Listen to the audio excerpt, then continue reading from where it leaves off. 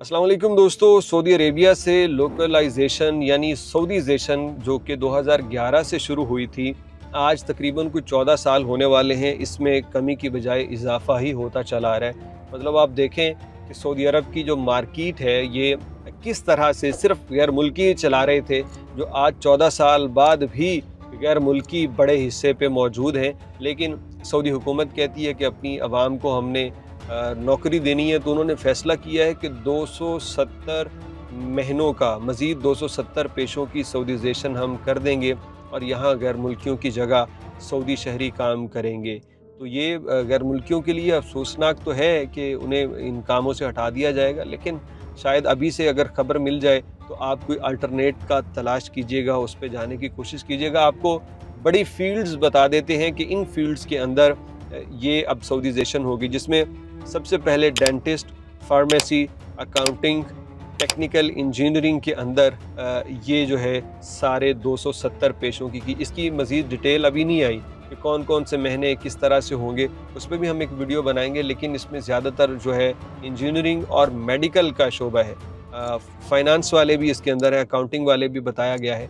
तो ये असल में इनके बहुत से पेशों पे पहले भी चल रही थी सऊदीजेशन, लेकिन अब मज़ीद पेशों को उसके अंदर ये लेके आएंगे और वहाँ भी लोकल सऊदी ही तैनात होंगे। सऊदी अरब के इदारों ने बताया है कि इससे पहले जो रेडियोलॉजी का शोबा हुआ करता था, उसकी सऊदीजेशन की शरह जो है वो 65%, मेडिकल लेबॉर्ट्रियों की जो 70% और फिजियोथेरापी और न्यूट्रिशन के शोबे में जो सऊदीजेशन है उसको 80% तक हमने बढ़ा दिया है। अब ये मरहलावार चलते हैं, अभी भी इन शोबों के अंदर मुकम्मल तौर पे सऊदीजेशन नहीं हुई, गैर मुल्कियों की ज़रूरत अभी भी है।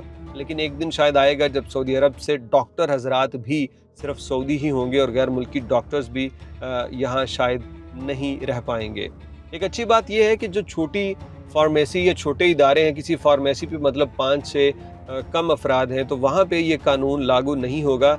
ऐसी फार्मेसी, ऐसे इदारे, ऐसी चेन्स जिनके लोगों की तादाद ज़्यादा है, वो इसके अंदर उन पे ये कानून लगेगा और उनमें ये सऊदीजेशन के फ़ैसले आएंगे। अभी इम्प्लीमेंटेशन होने में कई महीने लगेंगे, लेकिन ऐलान उन्होंने कर दिया है। तो इन शोबों के साथ जो बंदे जुड़े हुए हैं वो ज़रा सर्च करें, अपनी कंपनी से पूछें, अपने जो भी आपके जवाज़ात के रिलेटेड मैटर सॉल्व करते हैं, देखते हैं आपके इदारे, उनसे पूछिए। अगर आपका इकामा या आपका प्रोफेशन उसी लिस्ट में आता है तो अभी से अपने लिए कोई बेहतर काम देखने की कोशिश कीजिए ताकि आपको बाद में कोई दिक्कत ना हो।